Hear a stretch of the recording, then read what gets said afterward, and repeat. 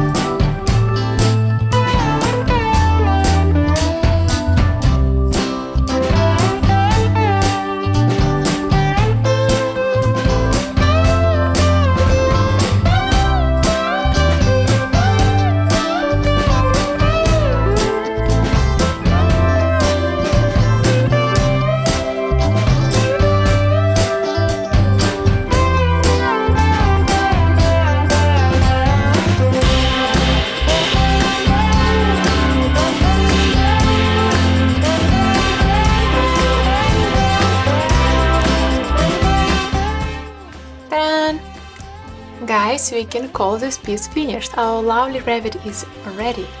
And if you like my tutorial, please subscribe, thumbs up, and I wish you luck with all your artworks. Bye bye!